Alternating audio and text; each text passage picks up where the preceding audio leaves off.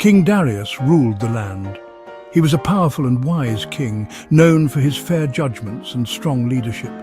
His kingdom was vast, stretching across many lands and encompassing a diverse population.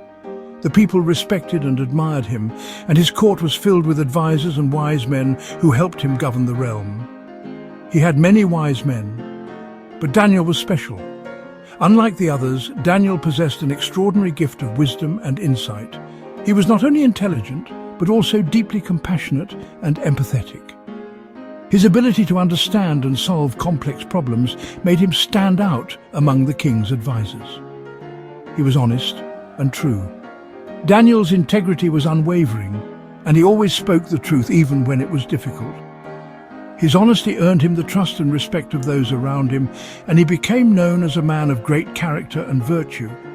The king saw this in him. King Darius recognized Daniel's unique qualities and valued his counsel above all others. He often sought Daniel's advice on matters of state and relied on his judgment to make important decisions. Daniel was given a high position. The king appointed him to a prominent role in the court, entrusting him with significant responsibilities. Daniel's new position allowed him to influence the kingdom's policies and contribute to its prosperity. He helped the king make important choices. The king trusted Daniel. Their partnership was strong, and together they worked to ensure the well-being of the kingdom.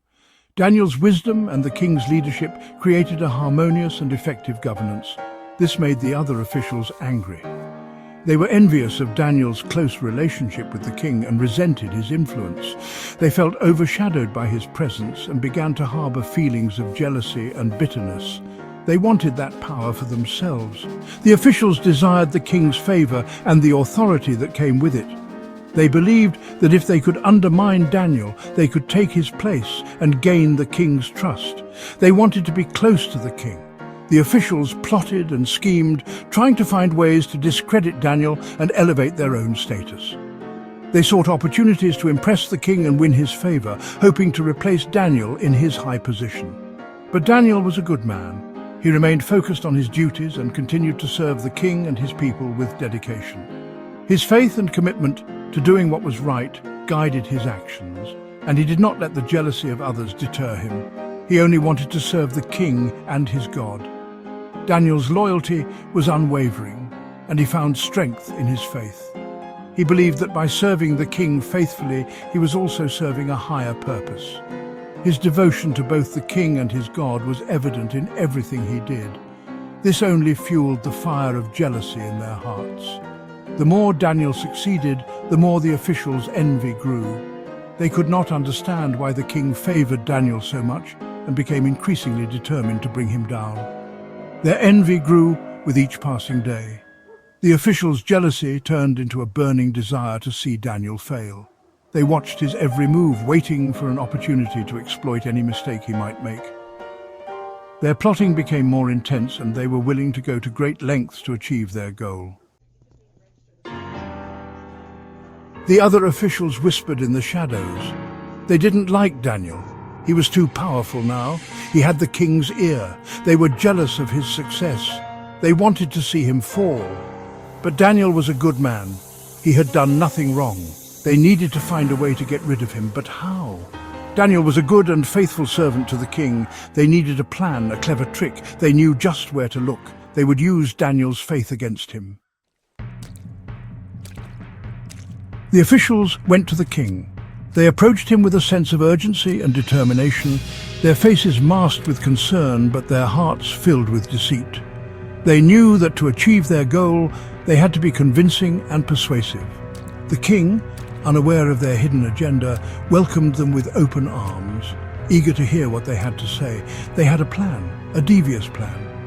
It was a scheme that had been brewing for days, meticulously crafted to ensure its success.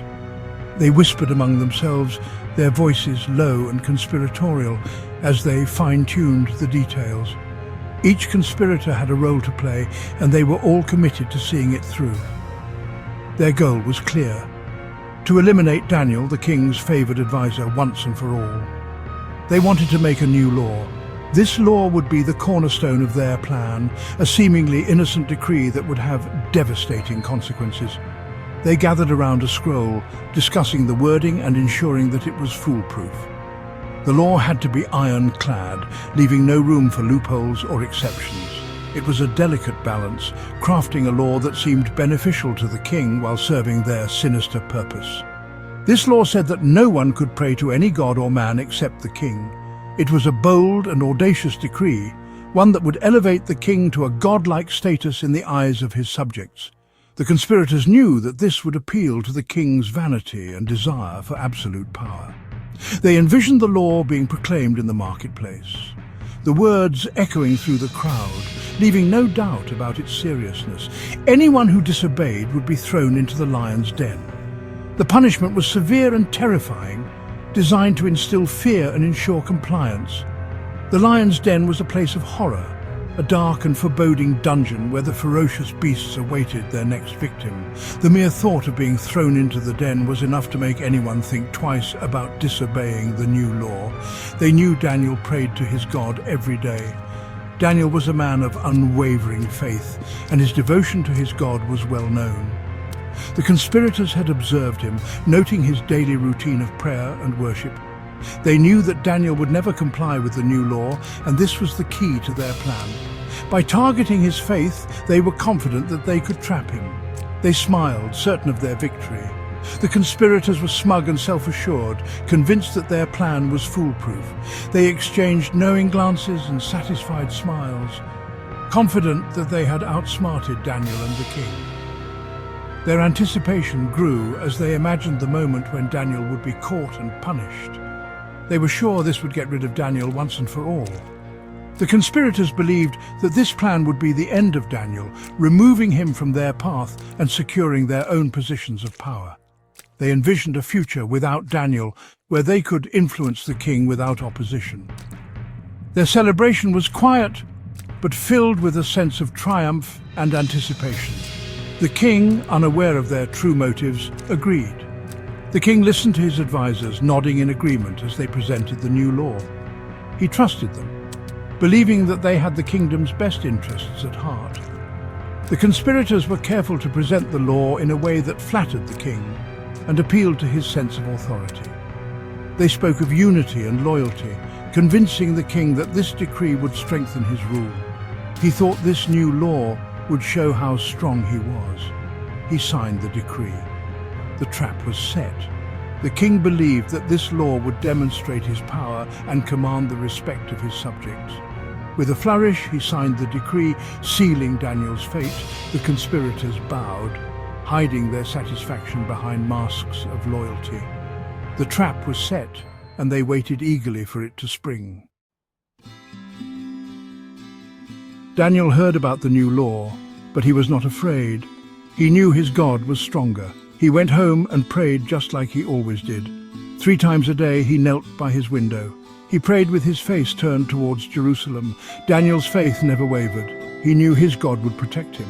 The jealous officials were watching. They saw Daniel praying. They smiled. They ran to tell the king. Now Daniel would be punished. Section 5. Into the den. The officials told the king, "Daniel is breaking your law. He is praying to his God, not to you." The king was sad. He liked Daniel. He didn't want to punish him, but a law was a law. The king had no choice. He ordered his guards to arrest Daniel. Daniel was thrown into the lion's den. A large stone sealed the entrance. The king went back to his palace. He couldn't eat or sleep. He was worried about Daniel. Section 6. A Night of Miracles. That night, Daniel prayed to his God. He knew God was with him, even in the darkness of the den. Suddenly, a bright light filled the den. An angel appeared. He stood beside Daniel. He shut the lions' mouths. The lions were powerless. Daniel was safe. He knew his God had saved him. He spent the rest of the night in prayer and thanksgiving. He knew he was protected. Section 7. Justice is served. In the grand court of King Darius, the air was thick with tension. The king, surrounded by his advisors, was visibly troubled. The previous night had been a sleepless one for him, filled with worry and regret over the decree he had signed, which led to Daniel being thrown into the lion's den. The king's heart was heavy, and he could barely focus on the discussions around him. The next morning, the king rushed to the lion's den. He was worried. His mind raced with thoughts of what he might find. Would Daniel still be alive? The king's heart pounded as he neared the entrance of the cave. His royal robe fluttered behind him as he ran, a stark contrast to the serene morning around him. He called out to Daniel, "Daniel, did your God save you?" The king listened closely. He heard Daniel's voice. The silence that followed his call was almost unbearable. Every second felt like an eternity. Then, faintly at first but growing stronger, he heard a voice. It was Daniel's voice, calm and steady, echoing from the depths of the cave. Daniel said, "My God sent his angel." His voice was filled with a serene confidence that seemed to light up the dark cave. Daniel stood there, unharmed, with a calm expression on his face. The soft light that filtered into the cave seemed to highlight his peaceful demeanor. He shut the lions' mouths. The lions, which were known for their ferocity, sat calmly around Daniel. Their usual menacing presence was replaced by an almost docile tranquility. It was as if they had been tamed by an unseen force. "They have not hurt me," Daniel continued, his voice unwavering. The sight of him standing unharmed among the lions was nothing short of miraculous. The king could hardly believe his eyes. The relief that washed over him was palpable. The king was so happy. His joy knew no bounds. He raised his arms in triumph, a broad smile spreading across his face. The weight of his earlier worries lifted, replaced by an overwhelming sense of gratitude and awe. He ordered his guards to open the den. Daniel was unharmed. The guards hurried to remove the stone blocking the entrance. As the light poured into the cave, Daniel emerged, unscathed and dignified. The king's heart swelled with pride and relief. The king knew that Daniel's God was real. This event was a turning point for King Darius. He realized the power and truth of Daniel's God. The king's faith was transformed, and he knew that he had witnessed a divine intervention. He punished the jealous officials. The king's demeanor changed from joy to stern resolve. He could not let the treachery of the jealous officials go unpunished. They had plotted against Daniel out of envy and malice. They were thrown into the lion's den. Justice was served as the very fate they had intended for Daniel became their own. The lions, which had been miraculously tamed for Daniel, showed no such mercy to the conspirators. The king's court was cleansed of their deceit, and peace was restored. Section 8. A King's Transformation. King Darius learned a valuable lesson. He saw the power of Daniel's God. He realized that the officials had tricked him. He was angry at their dishonesty. He wanted everyone to know the truth. He wrote a new law. This law said that everyone in his kingdom should respect Daniel's God. He said that everyone should worship the God of Daniel. He knew that this God was powerful. He knew that this God was real. Section 9. A Testament to Faith. Daniel's story teaches us about faith. It shows us that God protects those who trust in him, even when we face danger. Daniel's courage inspires us. He stood up for what he believed in. He never stopped praying, even when it was dangerous. Daniel's story reminds us that God is always with us. He is our protector. He will never leave us. We can always trust in him.